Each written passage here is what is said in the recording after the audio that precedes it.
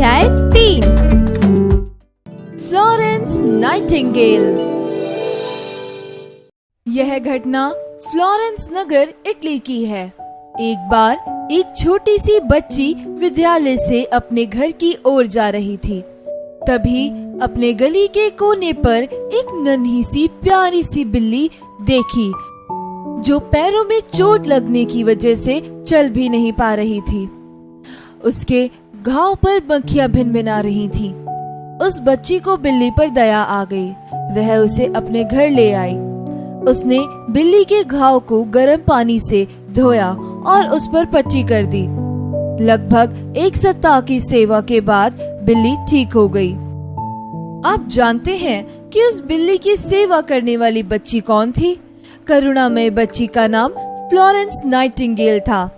Florence Nightingale बचपन से ही भावनापूर्ण किस्म की महिला थी, जिसका हृदय बहुत कोमल था। किसी को दुख में देखकर उनका मन भी दुखी हो उठता था। किसी रोगी को देखकर वह शीघ्र उसकी सेवा में लग जाती। जैसे जैसे उसकी उम्र बढ़ती गई तो बीमार और रोगियों की सेवा करने को ही अपना उद्देश्य बना लिया। उन्होंने मन ही मन नर्स बनने का निश्चय किया। जब उसके माता पिता को उसकी इस इच्छा के बारे में पता चला तो वे बहुत नाराज हुए। उन दिनों फ्लोरेंस के घर वालों ने उन्हें नर्स बनने के लिए मना किया, क्योंकि उन्हें यह काम पसंद नहीं था। उन दिनों बड़े घर की लड़कियों को यह काम करने की अनुमति नहीं थी। जब फ्लोरेंस को अपने माता पिता से अनुमति नहीं मिली तो वह हताशा से भर गई। अंततः माता पिता को उनकी दृढ़ निश्चय के आगे झुकना पड़ा। फ्लोरेंस अपने काम के प्रति इतनी आतुर थी तो उन्होंने अस्पतालों में जाकर नर्स का कार्य किया। उनकी लगन को देखकर फ्लोरेंस को लंदन संस्थान का अध्यक्ष बना दिया, जिससे उनकी प्रशंसा होने लगी। उन्हीं दिनों इंग्लैंड को एक युद्ध का सामना करना पड़ा। युद्ध में घायल सैनिकों को अस्पतालों में लाया जाने लगा। उस अस्पताल में रोगियों की देखभाल की जिम्मेदारी सरकार ने फ्लोरेंस को सौंप दी। उस समय अस्पताल में किसी प्रकार की अच्छी व्यवस्था नहीं थी। फ्लोरेंस ने बेहद प्रयास करके मरीजों को जरूरी सुविधाएं प्रदान कराई और वह दिन रात मरीजों की सेवा में जुट गई। वह स्वयं प्रत्येक रोगी से मिलती थी। अस्पताल में बिजली न होने की वजह से वह रात को हाथ में लैंप लेकर रोगियों के पास जाती थी।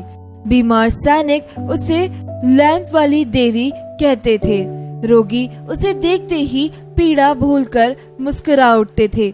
युद्ध में घायल सभी सैनिकों को अस्पताल में लाना कठिन होता था, इसलिए उनकी देखभाल सैनिक शिविरों में ही की जाती थी।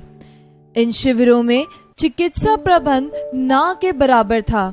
जब स्वयं फ्लोरेंस नाइटिंगेल युद्ध के मैदान में गई तो वहां उन्होंने शिविरों में सैनिकों की चिकित्सा का उचित प्रबंध किया। दिन रात लगातार काम करने के कारण फ्लोरेंस का शरीर कमजोर होने लगा था और वह इंग्लैंड लौट आई। किंग एडवर्ड, जो उस समय इंग्लैंड के शासक थे, उन्होंने फ्लोरेंस को सार्वजनिक रूप से सम्मानित किया। उन्हें पूरे संसार में फ्लोरेंस नाइटिंगेल के नाम से प्रसिद्धि मिली। फ्लोरेंस नाइटिंगेल का कहना था कि मनुष्य की सेवा ही भगवान की सच्ची सेवा है। 13 अगस्त 1910 को 90 वर्ष की आयु में फ्लोरेंस का निधन हो गया। आज समस्त विश्व उनका नाम बड़े सम्मान के साथ लेता है।